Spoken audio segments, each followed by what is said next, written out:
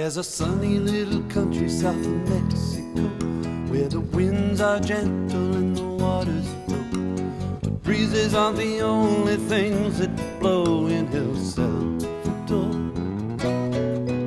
If you took the little lady for a moonlight drive, odds are still good you'd come back alive. But everyone is innocent until they arrive in El Salvador. If the rebels take a bus on the Grand Highway, the government destroys a village miles away. The man on the radio says now we'll play south of the border. And in the morning the natives say, we're happy you have lived another day. Last night 1,000 more passed away in El Salvador.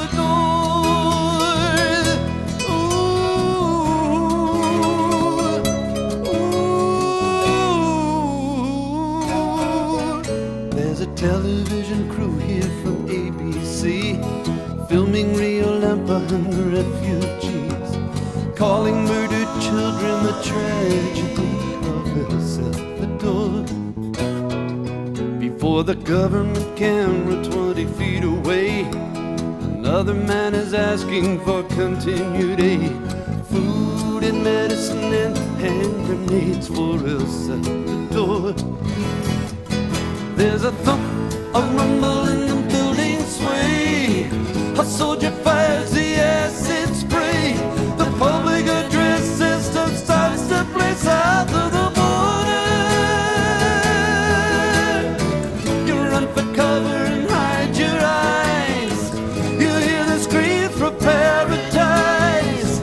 They've fallen further than you realize in El Salvador. La la la.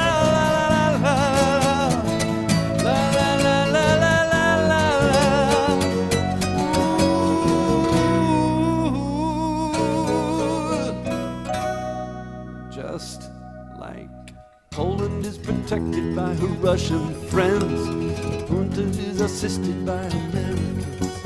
And if $60 million seems too much to spend in El Salvador, they say for $500 million they could do it right. Bomb all day and burn all night until there's not a living thing upright in El Salvador. They'll continue training troops in the USA and watch the nuns that got away and teach the military bands to play south of the border and kill the people to set them free who put this price on their liberty. Don't you think it's time to leave El Salvador?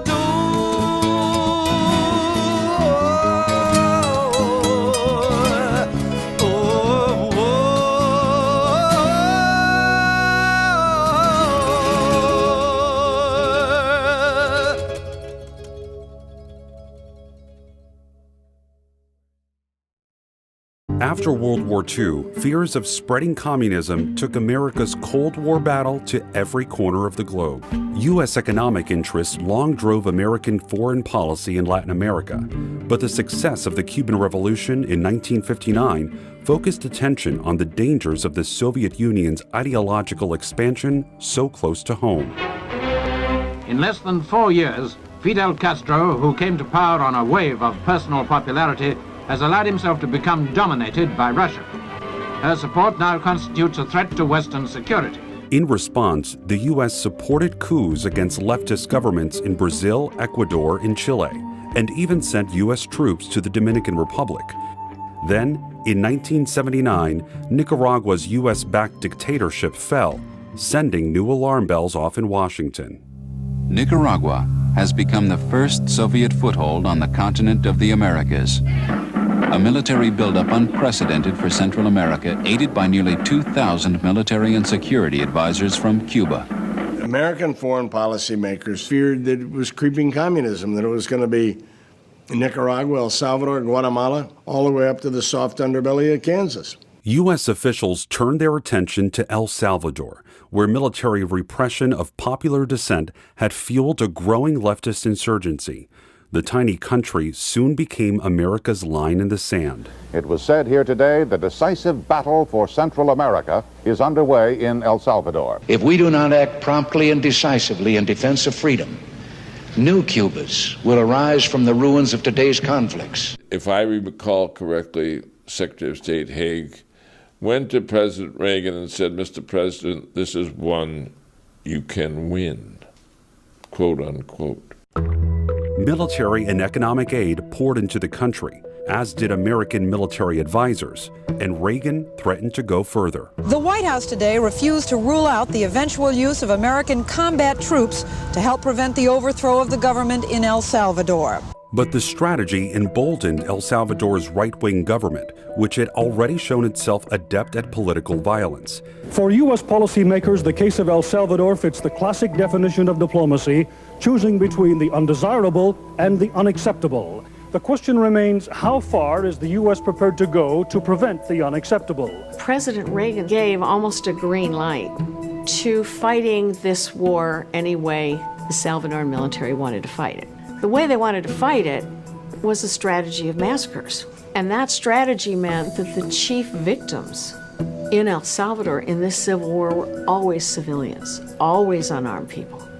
In the end, more than 75,000 Salvadorans were killed, and there was no quick victory. 10 years later, they were still fighting. And our main contribution was to destroy El Salvador over the next 10 years. A whole generation was wiped out. The productive capacity of El Salvador was terribly damaged. And it was simply a case where our reaction lacked all proportionality. We tried to defeat an authentic revolutionary movement, and it proved impossible, even in a postage stamp country the size of El Salvador. And El Salvador was far from alone. For Latin Americans, always we have had the problems that we had a government of the United States looking to us and seeing as a devil any social change. American foreign policy had supported autocratic rulers throughout Latin America. The Reagan administration extended the official hand of friendship to another military or authoritarian government today, this time to the government of Chile. The U.S. was responsible for the evolution of Latin America in the hands of dictators and civil wars. It was a desert of dictators, the whole region in the south, and then the whole civil wars in Central America. America's complex legacy in the region continues to play out today. It's hard to realize, but the U.S. government is still dealing with the consequences of what the U.S. government in the 80s did. One of the consequences is the crisis we see on the border today with immigration. If you pursue endless war as a government policy, you will get immigrants. You will get refugees. Looking back, America's actions often had the opposite effect of what they were supposed to achieve. National security had become the justification for actions that actually jeopardized our national security and did not reinforce it. I mean, it's an old cliche, those who forget history are doomed to repeat it, but we need to look at it and say, be careful about who you support, who you get in bed with. We need to learn our lessons.